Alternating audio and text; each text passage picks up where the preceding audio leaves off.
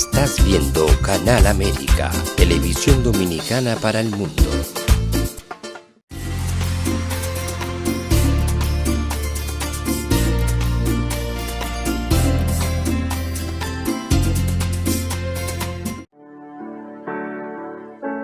Sometimes life can be so damn hard. You don't know where to go. Everything keeps falling apart.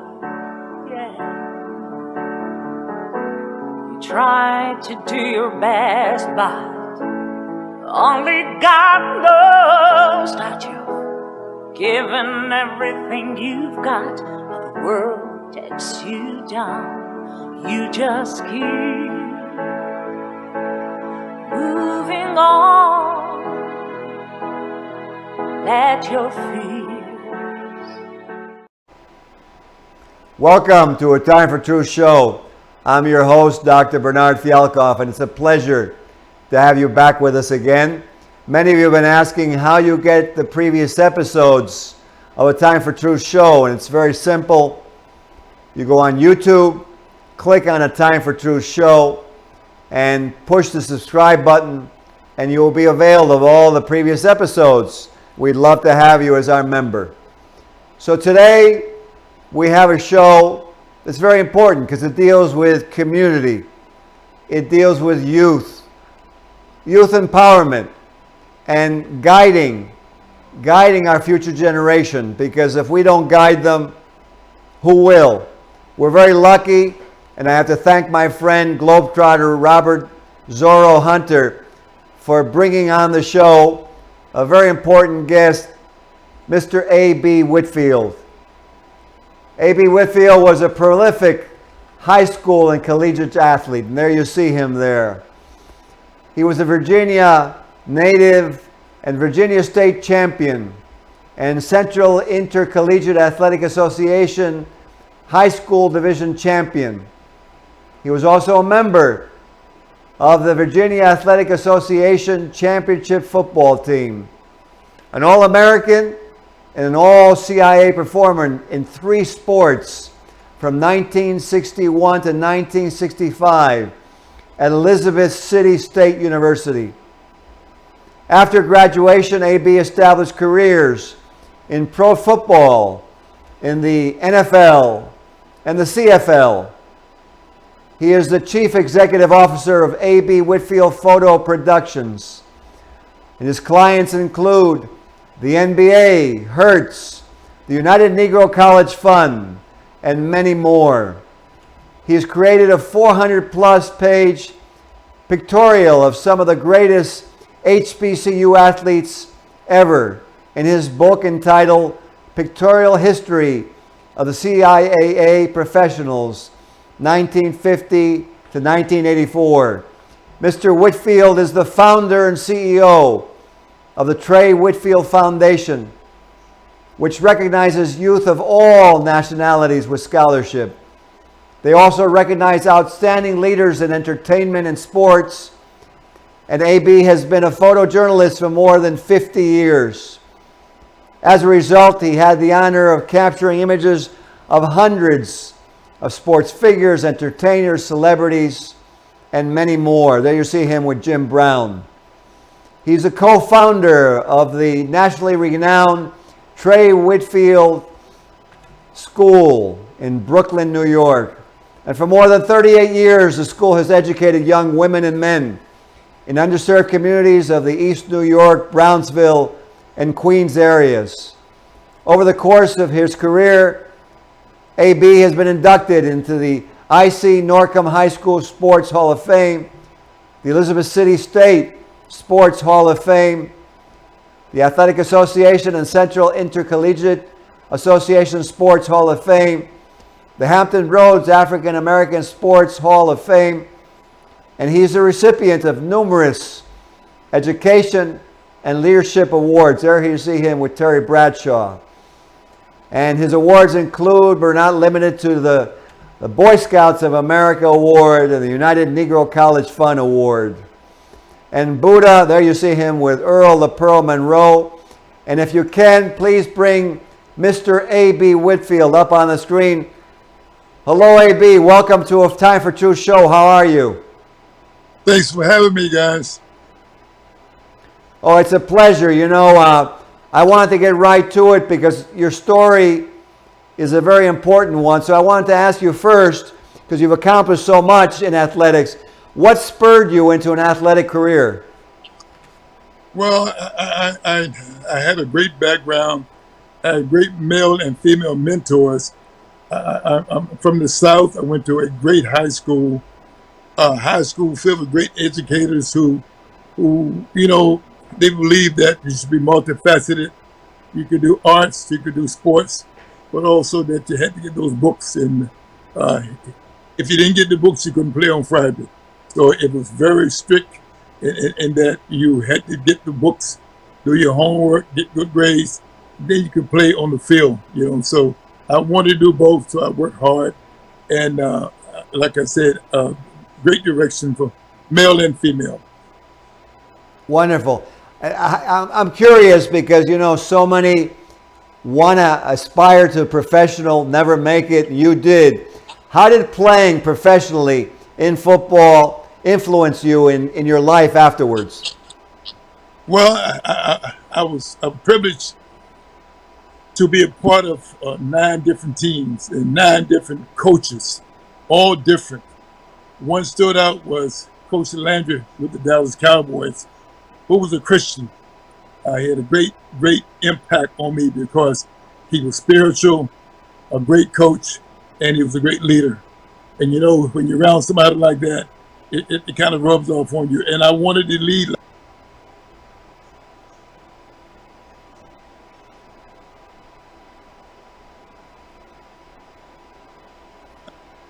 Seems like we had a little bit of problem with the connection there with AB. And we back here, AB? Yes, I'm back. Yes. Go ahead, continue. You were talking about Coach Landry and how the impact he had because of his spiritual background. Yes. Before I left the Cowboys, before I was cut, we had a long talk. And what he told me was so different from what I would expect from a coach like that. He said that, I noticed you have an education background. You have a degree in education.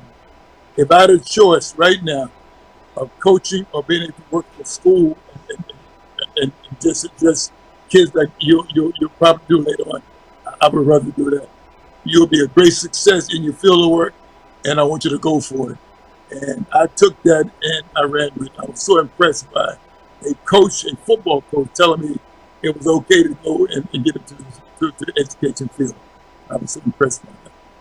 So what I did was the first year that I finished, I volunteered and worked in some of the worst schools in New York. Volunteered. I wanted all the kids to realize I wasn't doing it for money, that somebody really cared about you. And well, after the first and second year, I just fell in love with all those kids. And so I came back and I did 17 years with the DOE in the state of New York.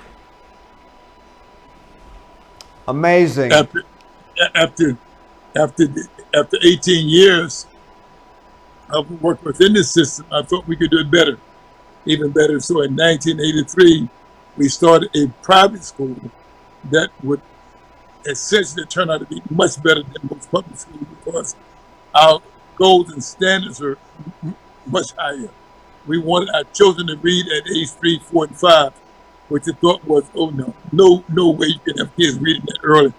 But from 1983, when we started, we had all of our kindergarten kids and first graders reading, which was a year or two ahead of the national norm.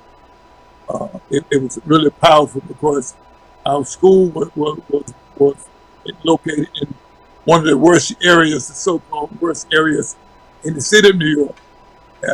Kids who needed so much. And we provided a safe environment for them and an environment that encouraged them to work hard as they could.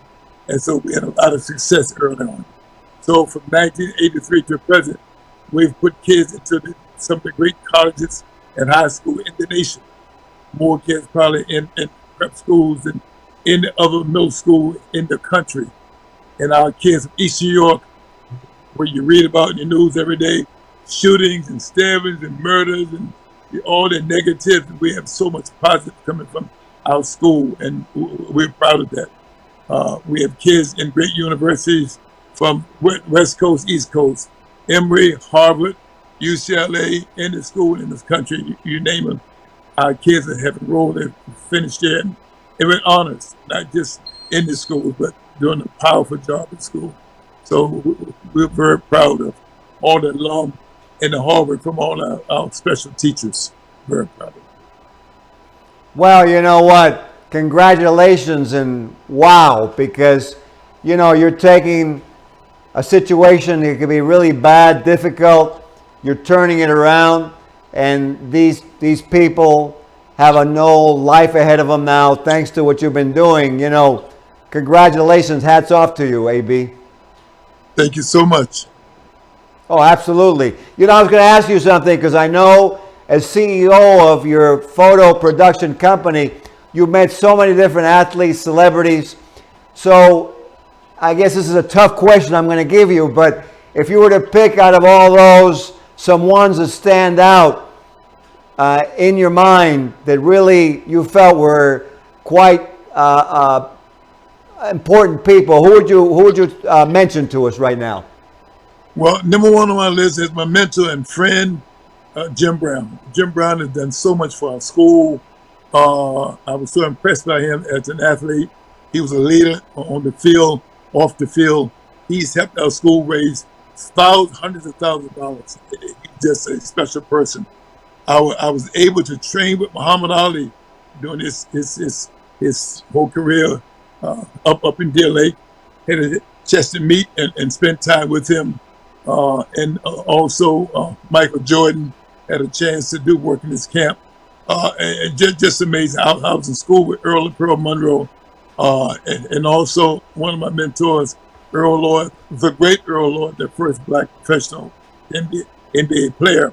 And also Sam Jones, who died last year, 10 championships with the Celtics. So I've been around some great people. But I would put in sports the number one football player and the number one person in my heart. That's the great Jim Brown. Absolutely. You know what? Unfortunately, I was a Giant fan. I say unfortunately because he would run all over the Giants, and I would say, "Look at that guy go!" I mean, they'd hit him, he'd keep going, he'd turn around, bounce off, and next thing you know, touchdown. Yeah. Well. So you know, one of my other mentors is the great Rosie Brown and Dick Lynch from the Giants. So they big part of my life. Helped me raise a lot of money for our kids, but also Tom Landry was a former Giant. He spent a lot of time talking about the New York Giants. He loved the Giants. A Cowboy coach, and his heart was still with the Giants. So I was all around it. One of my godsons is the great O.J. Anderson, Super Bowl MVP. He helps our school. He loves our school. So I'm surrounded by Giants and Jets. You know, so I've been very fortunate. Oh, wow, that's a beautiful thing. Let me ask you, what is the mission of, you know, I think it's named after your son, the Trey Whitfield Foundation. What's the mission and purpose of that foundation?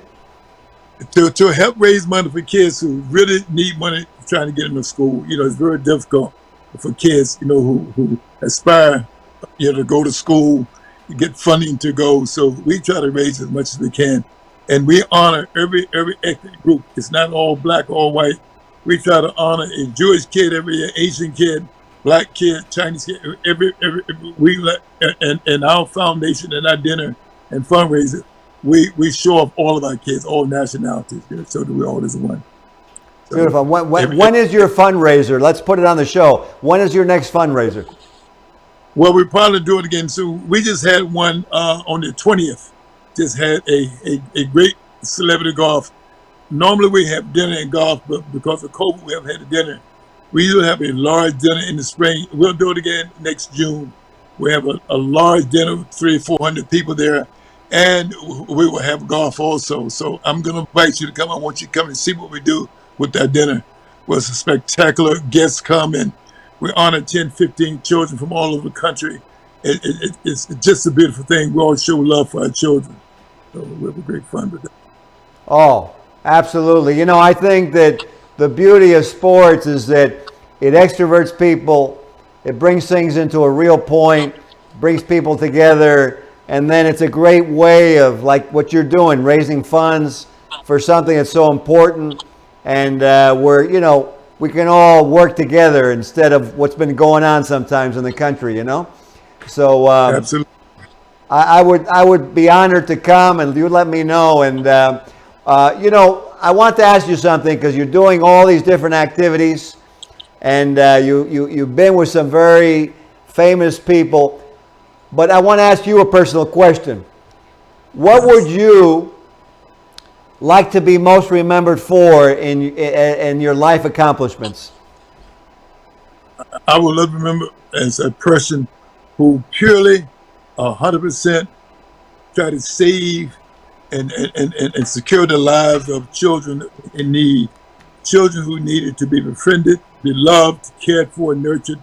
I would love to be a person that people say he cared about us, he loved us, you know. And I think more than that, that's what our kids need. I think every thug would love to have a hug. We need to love our kids more. We need to spend time not talking about what we can do, but just do what we can for our children. We don't do enough. We do a lot of talking when somebody's shot. There's a camera and people in the camera. Oh, this is bad. Oh, what we're going to do. But come up with some solutions on what we can do for these kids, you know. Show them that we really care. Show us, produce some jobs for these kids. Summer's coming right now, and people are talking about it. Nobody talking about, I have a job for this kid. I can get this kid off the street. We need to have jobs, train children. We need to get out there and lock arms and show them we care. And look one of them gangbangers in the face and tell them, I love you. Look them in the face and let them believe that. Not talk about them, talk to them. Show them some love and respect. That's what we got to do. You what you're saying is so sound. It's basic, but you know what? A lot of times when I look at what's going on in our country, I say, what are we suffering from? We're suffering from the fact that a normal family life is missing, like you said. That family Absolutely. structure, that family love, it's missing. And too many parents have to work all the time to make money, and unfortunately they're not around, and there's too much stress in this world. So, you know, I totally agree with you. What kind of changes would you like, AB, would you like to see happen in the country? You know, in terms of jobs, in terms of education, what would you like to see changing? Well, the first thing what we need to do is have something for them kids to do beyond 3 o'clock. In the city of New York, years ago, they took away after-school centers and evening centers where a child could stay in school while mom is working till 5 or 6. They had a place to go. They could either play basketball, play chess, or you were in a safe place. So you didn't roam the streets. You weren't able to get in trouble because you were housed in a safe environment. In the evening, which I worked in for many years, evening center for the older kids. So from 6:30 to 9:30, you had a place to hang out in a safe place, roof over your head with some guidance. You don't have that now. So kids are out in the street, getting in trouble because there's nothing to do. Nothing, nobody's out there being positive with them. There's no mentorship out there in the streets. You know, just crime. You know, these kids need a safe haven. They need to have a place, a refuge where they can go and feel safe. Learn some arts and crafts, and sing, do the arts, play piano after school. You don't have that anymore. For years you had that in the public schools in New York. You had a place for 6 hours after school and kept you off the streets and kept you out of trouble. But now there's no place. At 3 o'clock, kids are all over the place. It's very true. You know, when I grew up in my town, you know, we used to go to the rec. It was called the rec, play basketball, That's or right. do right. Absolutely, and you couldn't wait to get there. You know, it was safe. Had something positive to do, and you had your friends there, and it was a really nice place to go. Really nice. You don't have those anymore. Very few. You know, AB, I think that you're totally right. That's something we need to get back into the world, you know, because what's been happening is we're passing all these laws, but, you know, why do we have to pass all these laws? Let's have more recreation. Let's give more sporting and dance activities for the women and singing and I think you're right. I mean, you know, I've said a lot of the problems we have in the city, I think, are from like what you said. There's a lack of positive activity. All the kids need to be directed to something positive. Do something positive. Listen, we got a former mayor. You saw me with a picture with Mayor Bloomberg. He gave $250 million to a charter school. One school now, one set of kids. What about $250 million? Let's build some baseball fields and let's build some rec centers, get these kids off the street. Easily you could do that. Easily you could build tennis court, indoor tennis courts, these kids, indoor swimming pools. I mean, $250 million into a charter school, not a public school, not the Catholic school, but to a charter school, because he's trying to eradicate the public schools. Let's save all good schools. If it's a yeshiva, if it's a Catholic school, independent school, if a school is good, they should not suffer, should not go under. If it's a bad school, I don't care if it's a yeshiva, Catholic school, if it's a bad school, shut them down. And don't waste money on bad schools. But a school is producing, is keeping children safe, should always put money there for these kids, save these kids. It's very simple. And there's a lot of multimillionaires in this country who could easily do that. Easily. You know, it's so true. One of the things that we've been doing with, you know, our mutual friend Bobby Hunter. If you put yourself more in the center of the screen, yeah, there we go. What I was going to say, we've been doing basketball, and with the Johnny Ford, who's the president of the World Conference of Mayors, we held in Orlando a Globetrotter drug-free world education game. You know, and all the kids in the boys club, girls club were there.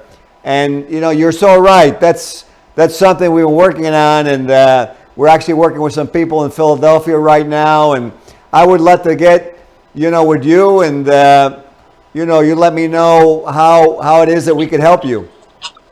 Well, we can do that. We got a great partnership with the Boys Club of New York. Very good partnership. We would love to do something together like that. They would love to do that with you. As soon as possible. As soon as you can. Absolutely. And, you know, Mr. Hunter, along with Bob McCullough and some others, and I think the Real Players, Real Harlem Players, we've organized some different events. One is at Rucker Park on August the 7th. And I think there's one coming up after that a week later. And, you know, I wholeheartedly agree with you. I love it. I mean, down with the Mayors, I got to tell you, we had a great time because some of the Mayors played in the game, and you know, some of the young people. We had a great time. We have a new mayor, Eric Adams. He's a very good person and a good mayor. So you need to make contact with him and let him know that we're friends.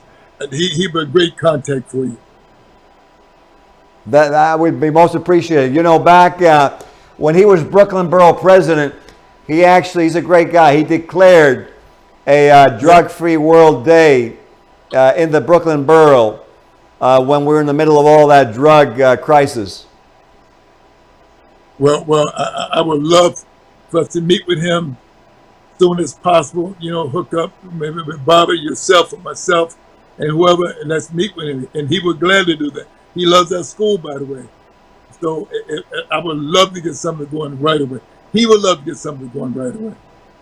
I guarantee you.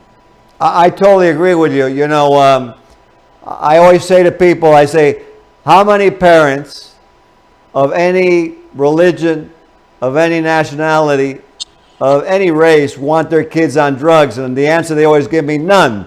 And I said, that's right. So guess what educating against drugs does? And they go, what? It brings us together. Absolutely. It gives us a common enemy, drugs. And that brings everybody together, and, you know, we can help solve some of this crime that's been going on in the subway, because most of these shootings, 90% of these shootings, that shooter's on some kind of drug. So, you know, we got to eliminate. Go ahead. Absolutely, and it's, what happens is people they talk around that, but you're absolutely right. They're on some type of drug and been on drugs, not just on drugs, been on drugs for a long time, and people know this. So we got to do something to stymie that. It has to stop. Absolutely. We have saved lives. Absolutely. Let me ask you a question. If you were to ask Jim Brown about drugs, what would he say? First of all, listen, you got to get them out the hand. Keep them from drugs. Find a way to keep them from getting drugs in the first place. The drugs are too accessible. That's number one. And now you got the legal marijuana. You know, more accidents now. In the last week or two, people plowing through the streets. They're high on marijuana, you know, because now you legalize it. If you're going to do something like that, you got to teach people how to use it. How to use it. It's like a medicine. How to use it. When you don't just say it's legal now. It's wide open. Like the Juul cigarettes. They banned them. Well, they've been out for years already. And now you're trying to ban them. I mean, don't let it happen in the first place. Stop it before it starts. So you have to do that. Absolutely. Well, AB, it's been a pleasure to have you on the show. And we had too good a time because unfortunately the show is run out of time. But it's been a pleasure to have you. We have to get together very soon. Very, very soon. Absolutely. I look forward to getting together. Like you said, we'll meet with the mayor. Let's bring some joy to the city, some positive activity for all these kids. Let's do something simple that's going to work. I totally agree with you. Thank you for being on the show. Thank you, and God bless. God bless you. And for all of you who's watching out there, check out the Trey Whitfield Foundation. What is, I didn't get your email, but the Trey Whitfield Foundation and the Trey Whitfield School definitely needs the support. And like AB said, support all your schools. Let's get recreation in the schools, positive activity for our kids, and move forward. Thank you for being on this show, and we'll see you again next time. Thank you so much. You're welcome, AB. Bye-bye. Bye-bye now. Sometimes life can be so damn hard. You don't know where to go. Everything keeps falling apart. Yeah. You try to do your best, but only God knows that you've given everything you've got. The world takes you down. You just keep moving on. Let your feet